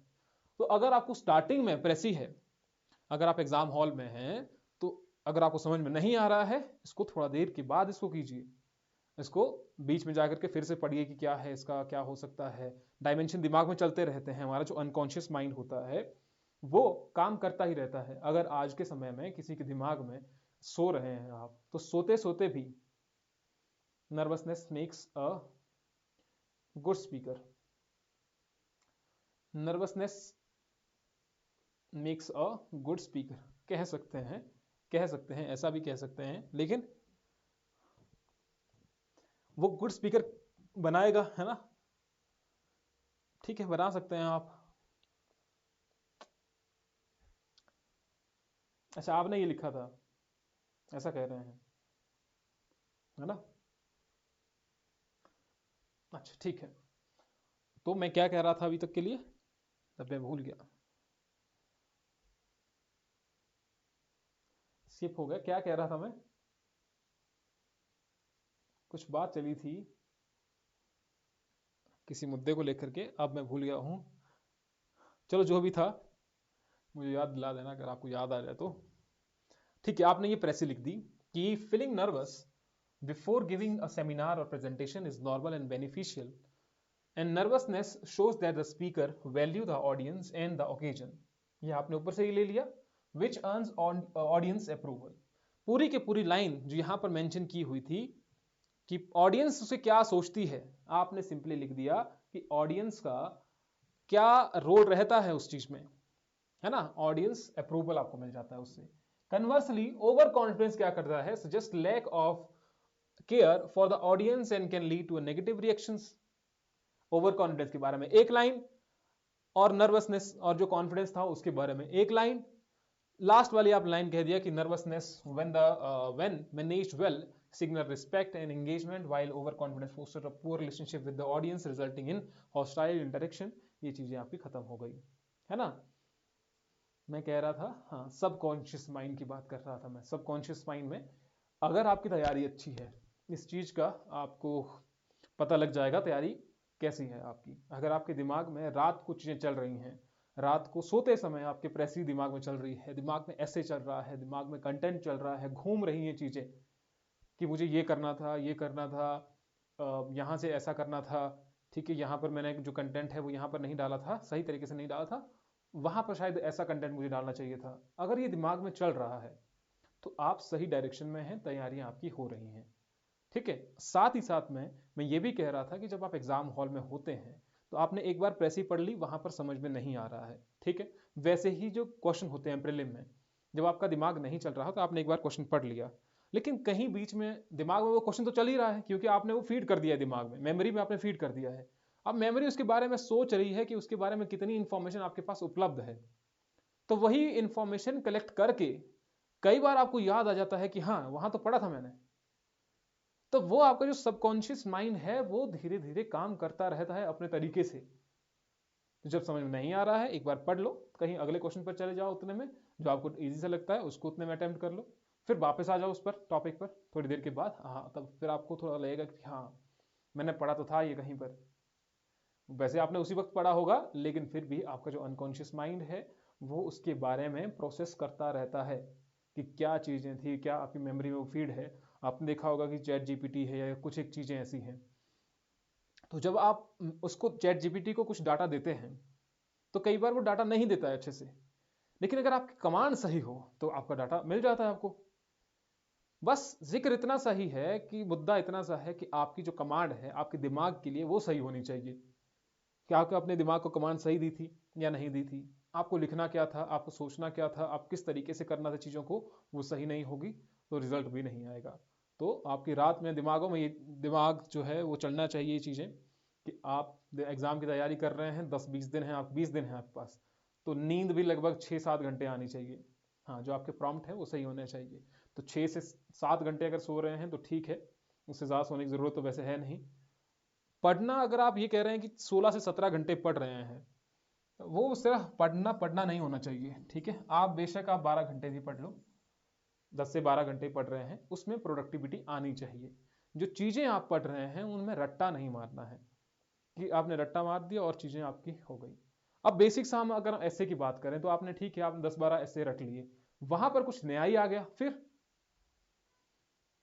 तो कंपन हो जाएगी ना कि भैया अब लिखें तो लिखें क्या है इसमें, क्योंकि हमने तो कुछ और ही पढ़ा था, यहां पर कुछ और आ गया, फिर हाथ कांपने लग जाता है। लेकिन अगर आपने रट्टा नहीं मारा है, आपको पता है कि कैसे ऐसे को कनेक्ट करना है, पहले क्या लिखना है, फिर बीच में क्या लिखना है, एंड में क्या लिखना है, ये आप एक प्रोसेस लेकर के चले हुए हैं, उसमें आपने रट्टा मारा हुआ है, तो वो अच्छी बात है। फिर उसमें आपको याद आ जाएगा कि मुझे पहले क्या लिखना है, बीच में क्या लिखना है, ये वाला पोर्शन में क्या लिखना है और एंड में क्या लिखना है। अपना स्ट्रक्चर वही रखना है एग्जाम हॉल तक, क्योंकि सारे के सारे जितने भी ऐसे होंगे उसमें सभी में ये रूल फॉलो किया जाएगा। ऐसे राइटिंग में वो रूल फॉलो किया जाएगा, लेटर राइटिंग में एक रूल आपके पास है, गद्यांश के लिए एक रूल आपके पास है, पद्यांश के लिए एक रूल आपके पास है।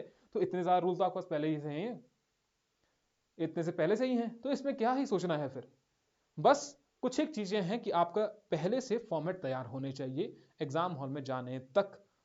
आप एग्जाम हॉल में जाने से पहले आप सोचें कि भैया क्या होना चाहिए। और दूसरा था आपके पास शेख चिल्ली के बारे में, या फिर यहां पर लिखा था there is no better illustration of human folly than the narrative of Sheikh Chilli, यही था आपका। अब आप लोगों ने कहा कि क्या इसमें एग्जाम्पल लिख सकते हैं।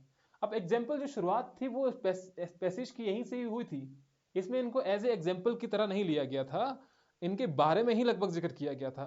या फूल्स के बारे में जिक्र किया, लेकिन इनके बारे में सराउंडिंग में बहुत सारी चीजें चल रही थी, तो आप इनके बारे में मेंशन कर सकते हैं। एग्जाम्पल कैसा होता है? फॉर एग्जाम्पल मैंने कह दिया, फॉर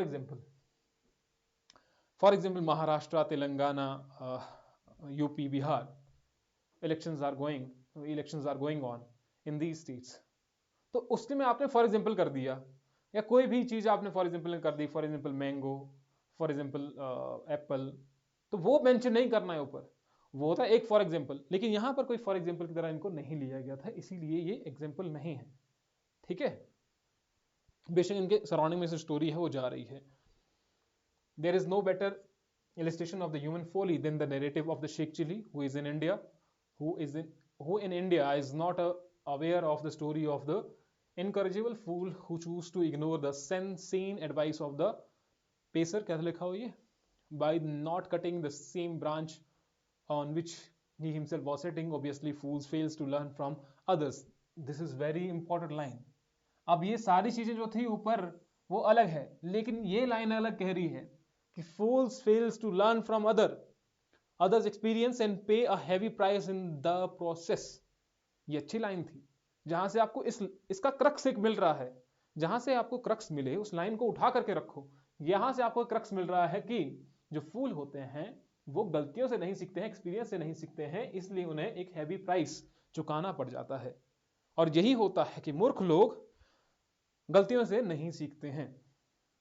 अब आपको तो नहीं कह रहा हूं मैं, जनरल सी बात कह रहा हूं कि मूर्ख व्यक्ति गलतियों से नहीं सीखते हैं, वो बार बार वही गलतियां दोहराते रहते हैं, जो कि नहीं करनी है। बार बार गलतियां नहीं करनी है, उससे आपके सक्सेस होने के चांसेस कम हो जाते हैं।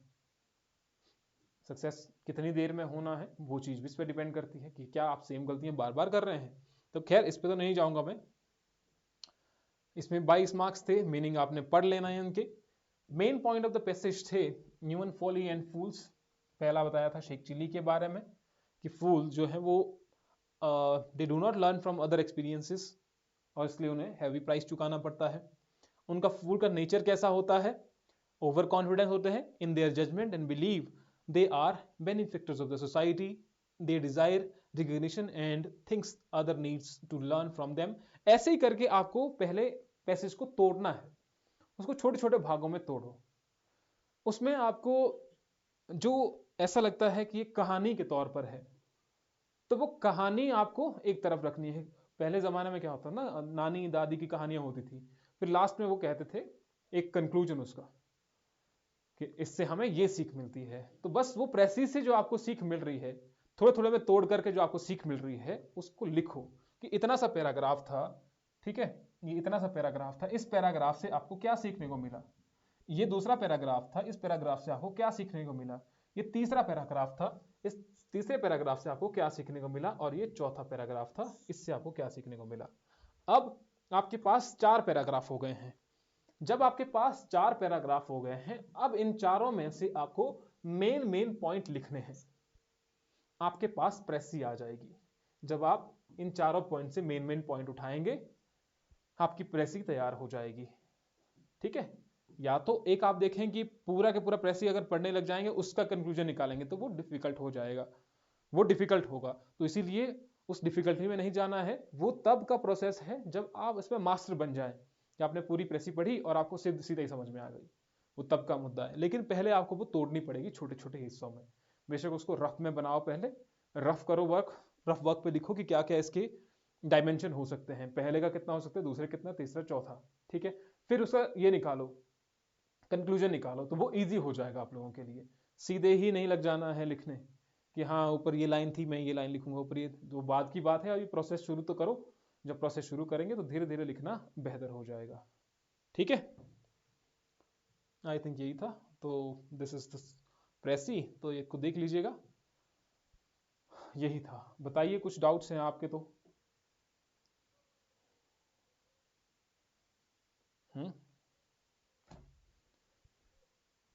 एनीवन?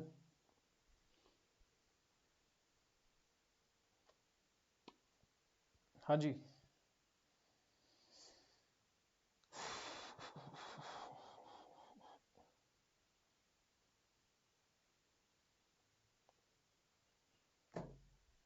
है कुछ डाउट्स हैं?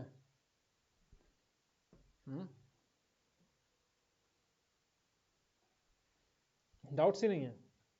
नहीं, हमारे कुछ डाउट्स नहीं होते हैं। अच्छा, एक चीज मैं आपको और बता रहा था, यहाँ पर मैं स्टार्टिंग में कहा था कि मुझे याद दिलाना। तो हम बात कर रहे थे गद्यांश और पद्यांश की, हो सके तो उसको मैं वहीं पर ही बता दूं तो ठीक रहेगा।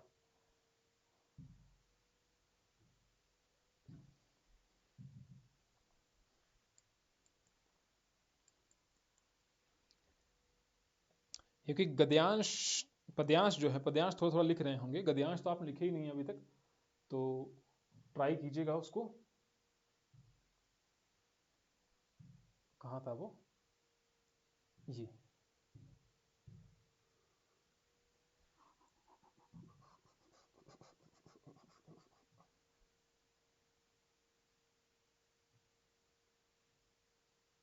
ये जूम ही नहीं होता।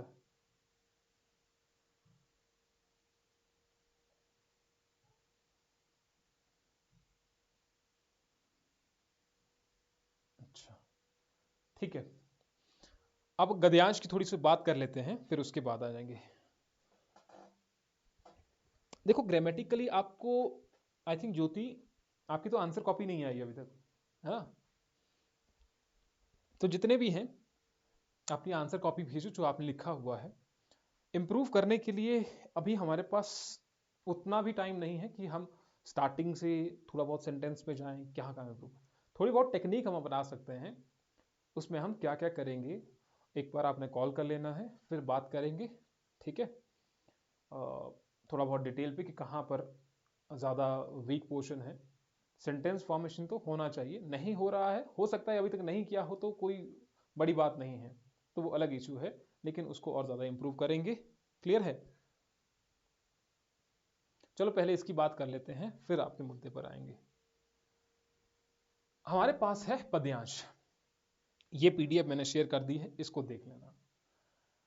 अब पद्यांश जो है, पद्यांश में पहले आएगा प्रसंग, व्याख्या और विशेष। यही चीजें आपको गद्यांश में भी लिखनी है, पद्यांश में भी लिखनी है। फॉर्मेट आपका सेम है। प्रसंग में आप क्या लिखेंगे? संक्षिप्त परिचय देते हुए इसमें क्या लिखा गया है, किस संदर्भ में लिखा गया है, गद्यांश किस विषय पर आधारित है, इसका क्या उद्देश्य है, वो आप लिखेंगे प्रसंग में। सेम ही चीज आप मेंशन कर सकते हैं पद्यांश में भी। पद्यांश में भी सेम चीज मेंशन करनी है, गद्यांश में भी सेम चीज मेंशन करनी है, क्या जाता है, कुछ नहीं है डिफरेंस। यहां पर आए आप, जैसे यहां पर लिखा गया है कि यह गद्यांश प्रसिद्ध लेखक यशपाल के उपन्यास दिव्या से लिया गया है, जो 1945 में रचित हुआ था। उपन्यास का केंद्रीय विषय नारी और वंचित वर्ग में समस्या, वर्ग की समस्याओं का विश्लेषण है। यह गद्यांश उस हिस्से से लिया गया है जहां मारिश दिव्या को जीवन के महत्व और कला के सही उपयोग के बारे में समझा रहा है, और ये यहाँ पर पद्यांश गद्यांश है, ठीक है? तो कहने का मतलब ये है, पद्यांश में जो प्रसंग है या फिर जो संदर्भ है, संदर्भ यानी कि जब आपको पता हो गया है, तो आप पद्यांश में प्रसंग में मेंशन कर दीजिए जो आपको पता है, जो मेन बिंदु है उसका व्याख्या, जो मुख्य विचार है उसका, गद्यांश का जो मुख्य विचार है वो यहां पर आप लिखेंगे। और इसमें आपका एक फ्लो होना चाहिए जो कि आपको ऊपर देखने से मिल जाएगा, ठीक है? तो आपने व्याख्या शुरू की, जैसे यहां पर उदाहरण भी है तो आप लिख लीजिएगा। लास्ट हमारा विशेष, यहां पर गलतियां कर रहे हैं तो 4 से 5 आपके विशेष तो होने चाहिए, कि मिनिमम आप 4 से 5 लिखें, जो इम्पैक्टफुल भी हो, उसको पढ़ने में मजा आए, लगे कि आपने कुछ लिखा हुआ है। जैसे कि इसमें आपने लिखा हुआ है, आप देख लीजिएगा, इसको कोशिश करना है कि आप इसको पहले खुद से लिखें। यहां पर है ये, गंगा जली का व्यवहार बड़ा ही सरल और स्नेहपूर्ण था, साधुओं के प्रति आदर सम्मान, दरवाजे पर खड़े या बैठे हुए साधुओं को दान देना, यह उसके स्वभाव का अंग था। यहां पर आप देखिए कि इसमें कौन सा रस विद्यमान है, देखिए क्या इसमें अलंकार का प्रयोग किया गया है, किया गया है ठीक है, नहीं किया गया है तो अच्छी बात है, जरूरी नहीं आप मेंशन ही कीजिए। आप देखिए उसमें क्या तत्सम और तद्भव शब्दों का प्रयोग किया गया है, आइडेंटिफाई कीजिए उनको, तत्सम और तद्भव शब्दों को, और वो आपको नीचे जाकर के लिखने हैं। पहले आपने लिखा संदर्भ कि कहां से ये लिया गया है, अगर नहीं पता है तो छोड़ दो। प्रसंग आपने लिखा कि किस चीज के बारे में वो जिक्र किया गया है, उस विषय, वो किस विषय के बारे में था, उस विषय के बारे में आपने लिखा। फिर व्याख्या आपने कर दी। कोशिश कीजिए व्याख्या भी एक ही पैराग्राफ में ना हो, लगभग आपके 3 पैराग्राफ हो, 3 से 4 में भी आप जा रहे हैं, 4 तो ज्यादा हो जाता है वैसे, 3 पैराग्राफ में जा रहे हैं तो ठीक है। अब 3 पैराग्राफ भी कितने कितने होंगे? 3 पैराग्राफ अगर आप देखिए कि एक में आप 10 लाइनें लिख रहे हैं, यहाँ तो नहीं लिख पाएंगे अभी, तो एक में अगर आप 10 लाइन लिख रहे हैं, तो 10 शब्द लिख रहे हैं सॉरी एक लाइन में, दूसरी में 10 हो गए तो 50 कर काफी है, 40 से 50 एक पैराग्राफ में, फिर दूसरा पैराग्राफ और तीसरा पैराग्राफ। ठीक है, वो आपका पैराग्राफ का स्ट्रक्चर हो गया। पहले आपने प्रसंग लिखा, या पहले सबसे पहले किस पोइम किसके बारे में आप लिख रहे हैं डैश डैश करके, फिर उसके बाद प्रसंग लिखा, फिर व्याख्या लिखा, स्पेस बीच में प्रॉपर दिया 3 पैराग्राफ, फिर स्पेस दिया, फिर आपने विशेष लिखा, और फिर विशेष में 1-2 करके डॉट डॉट करके जो आपको अच्छा लगता है वो मेंशन कीजिए। अब इसमें आप बता रहे हैं कि विशेष में क्या बताएंगे? विशेषता ही बताएंगे जो ऊपर लिखा गया है। जैसे आपने यहां पर कहा कि मुंशी प्रेमचंद ने ग्रामीण जीवन की जटिलताओं और संघर्षों को बखूबी चित्रित इसमें किया है। इस गद्यांश में स्नेह, सेवा और संघर्ष के तत्व स्पष्ट रूप से दिखाई देते हैं। ऐसी जो लाइन है, अगर आपको नहीं आता है कुछ भी लिखना, याद कर लो इनको, याद कर लो कि क्या लिखा जा सकता है। अगर कहीं पर आपको स्नेह, सेवा या संघर्ष का भाव दिखता है तो आप ये लाइन लिखेंगे। जटिलताओं और संघर्षों को बखूबी चित्रित किया गया है, ऐसा कोई अलग पैराग्राफ है तो आप सेम लाइन लिखेंगे। कथा में पात्रों के माध्यम से सामाजिक और आर्थिक विषमताओं का प्रभाव दर्शाया गया है। हिंदी में लाइन है, परफेक्ट लाइन है, वैसे ही उठा करके लिख दो जो आपको उसमें से समझ आ रहा है, लेकिन अच्छे शब्दों में, हिंदी के अच्छे शब्दों में, क्योंकि हिंदी ये हिंदी साहित्य है, और हिंदी साहित्य का मतलब है कि आपको एक पंडित बन चुके हैं उस चीज में। पंडित का मतलब आप ज्ञानी बन चुके हैं उस चीज में, है ना? हाँ होता है, क्यों नहीं होता है, होता है। अब देखो गद्यांश जो है, रस है, तो रस तो किसी में भी हो सकता है। साहित्य है, साहित्य कैसा भी रस हो सकता है, जरूर नहीं वो पोइम में ही हो, गद्य में भी हो सकता है। अलंकार है तो सिर्फ अलंकार जो है पोइम में ही हो, जरूरी नहीं है।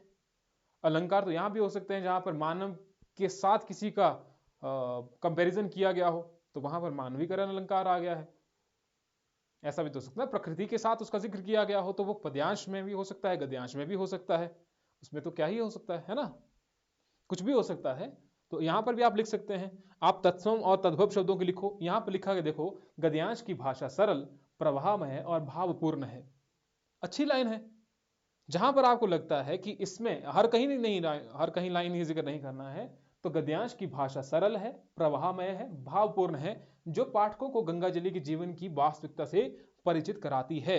वो आपने विशेषता इसकी बताई कि इस गद्यांश में मुझे ये विशेषता दिखी, इसमें एक सरल भाषा, प्रवाहमय भाषा का यूज किया गया है, का प्रयोग किया गया है, जो पाठकों के लिए के जीवन की वास्तविकता से इसको परिचित कराती है।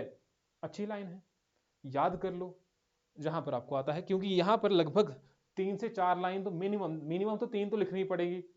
चौथी तक जाओ, तत्सम और तद्भव शब्दों का जिक्र किया गया है इसमें। आप देखो कि आपको कौन कौन से इसमें तत्सम शब्द मिले हैं, तद्भव शब्द मिले हैं। जब भी आप मेंशन करेंगे, जो अलंकार का प्रयोग किया गया है उसको साथ में लिख करके, इस अलंकार का मान लीजिए कहीं पर कुछ भी अलंकार का प्रयोग किया गया है, लाली मेरे लाल की, तो पुनरुक्ति आ रहा है, तो कहां पर वो पुनरुक्ति आ रहा है वो आपने मेंशन कर दिया। उसको ज्यादा नंबर मिलेंगे, हालांकि किसी दूसरे ने जिक्र किया होगा कि पुनरुक्ति अलंकार का प्रयोग किया गया, लेकिन कहां पर किया गया है वो अगर जिक्र करेंगे तो ज्यादा बेहतर रहेगा, अच्छा रहेगा। क्योंकि एग्जामिनर खुद ढूंढने नहीं जाएगा कि इसमें किया है प्रयोग कि नहीं किया है। अगर नहीं आता है, गलत नहीं लिखना है, बस नहीं आता है तो ठीक है, आप लिख दो पुनरुक्ति अलंकार का प्रयोग किया, कहीं पर भी किया गया होगा, ढूंढता रहेगा फिर खुद से एग्जामिनर, है ना? तो वो अलग मुद्दा है। अगर आपको सही पता है कि हाँ ये अलंकार इसमें है, तो वो और ज्यादा इफेक्टिव होगा। लेकिन अगर नहीं पता है तो गलत नहीं लिखना है, लिख दो अलंकारों का प्रयोग किया गया है, अलंकारों की छटा दर्शनीय है। कुछ ना कुछ अलंकार का अगर आपको पता लग रहा है, आइडेंटिफाई नहीं कर पा रहे हैं बस, ठीक है।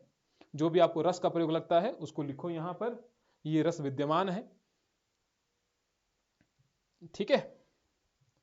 वैसे ज्यादातर आपने देखा होगा कोई भी ऐसे गद्यांश होते हैं तो वहां पर ज्यादातर रस का प्रयोग हो गया, अलंकार का प्रयोग हो गया, वो ज्यादातर अवॉइड किया जाता है। जैसे गद्यांश में ये विशेषताएं अगर आप लिखेंगे तो दैट इज गुड।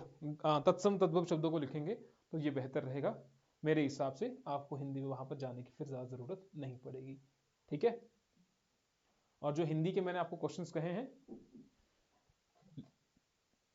इस लेखक की विचारधारा दार्शनिक है, इस तरह की लाइन कर सकते हैं, लेकिन वहां पर जो विचारधारा है वो दार्शनिक होनी भी तो चाहिए, वो दर्शन दिखना भी तो चाहिए। अगर वहां पर दर्शन का जिक्र किया गया है तो आप बताइए कि दार्शनिक है, कि विचारधारा दार्शनिक है, उस पैराग्राफ से पता लगना चाहिए ना कि वहां पर दार्शनिक चीजों के बारे में जिक्र किया गया है, कि दर्शन क्या है, दर्शन शास्त्र क्या है, उससे संबंधित जो लाइन है, अगर वैसा है जिक्र तो आप बताइए, क्यों नहीं बता सकते हैं, लिख सकते हैं, अच्छी लाइन है। लेकिन यूज हुआ हो, ऐसा ना हो कि ऊपर लिखा ही ना कुछ हो दर्शन के बारे में, आपने ये लाइन मेंशन कर दी कि दार्शनिक है, तो वो नहीं आएगा फिर। कहने का मतलब यही है, लास्ट में कंक्लूजन सिंपल सा इतना है कि प्रैक्टिस जितनी करेंगे, फॉर्मेट जितना एक तरह का रखेंगे वो अच्छा रहेगा। सभी चीज़ों का फॉर्मेट तैयार करके रखो, क्योंकि ग्रामर वाला जो पोर्शन है वहां पर तो फॉर्मेट बनाने की ज़रूरत नहीं है। मेन चीज़ जो है ऐसे राइटिंग हो गया है, जो मेन चीज़ें हैं, ठीक है, जहां पर आपको फॉर्मेट पहले से पता होना चाहिए। कंपटीशन बहुत ज़्यादा है, ऐसे राइटिंग हो गया है एक चीज़। दूसरा, अगर लेटर राइटिंग आता है। तीसरा, प्रेसिज में क्या लिखा जाएगा। चौथा, गद्यांश है। पांचवा, पद्यांश है। अब ये हिंदी में भी है, अब ये इंग्लिश में भी है, ठीक है। इसके अलावा छठा, पैसेज आएगा, सबसे पहला ही जो पैसेज आएगा आपको। फिर आपका ट्रांसलेशन, जिसमें आपको फॉर्मेट पहले से होना पता होना चाहिए। फिर आपका क्वेश्चंस आंसर हो गए जीएस के। अब क्वेश्चन और आंसर में 4 नंबर के लिए क्या लिखेंगे, 8 नंबर के लिए क्या लिखेंगे, ये फॉर्मेट पहले से होना चाहिए।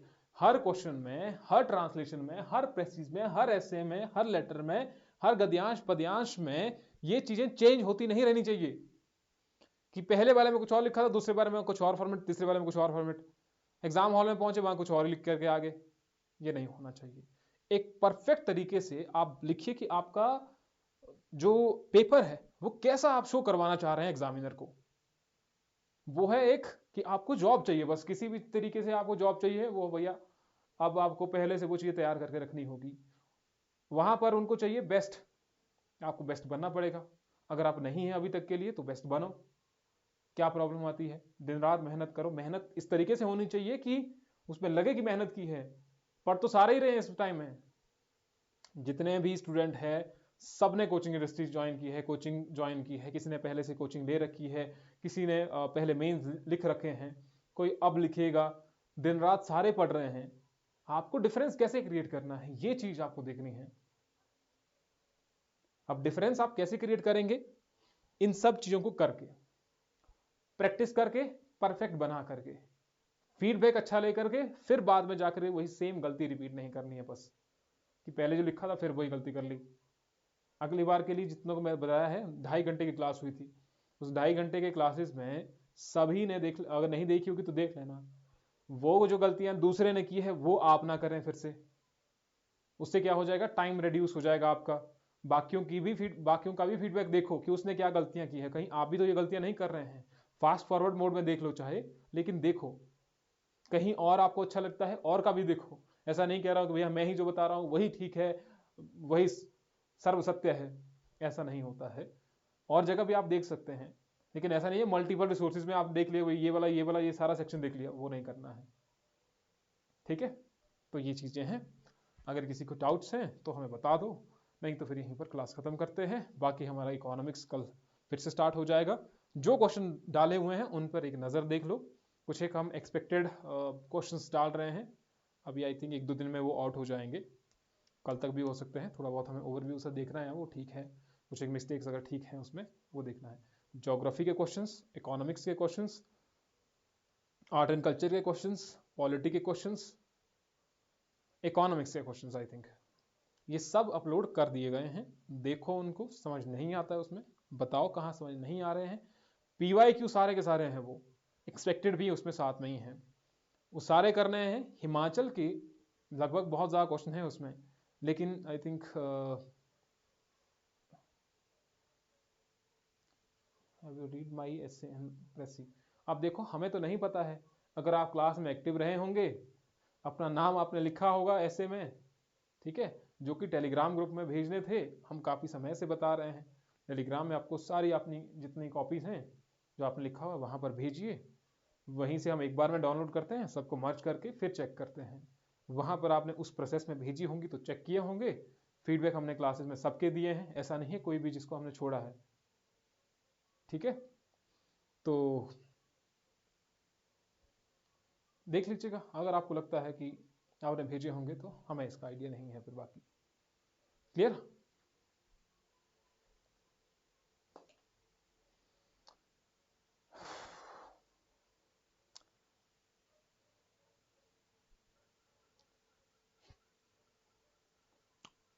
चलिए मिलते हैं आपसे फिर नेक्स्ट क्लास में। फीडबैक लिया था तो फिर चेक किया होगा ना। बिना फीडबैक के तो कैसे चेक किया होगा? अगर आपको फीडबैक मिला है तो इसका मतलब चेक किया गया होगा।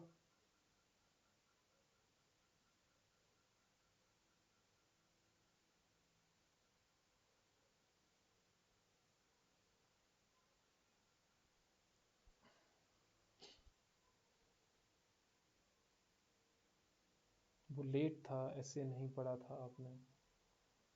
आप एक बार मुझे कॉल कर लीजिए क्लास के बाद, है ना, जो भी डाउट्स हैं फिर क्लियर करते हैं। क्लियर? क्योंकि मुझे समझ में नहीं आ रहा है अब आपकी आंसर कॉपी कौन सी होगी, इसका आइडिया नहीं है मुझे। आपने क्या नाम उसमें मेंशन किया होगा, और सारे के सारे जितने भी हैं अपना नाम हमेशा मेंशन करके रखिए कि आपके आंसर में क्या क्या जो भी आपने लिखा होगा। ठीक है, तो आपसे मिलते हैं कल। Good night everyone, good night.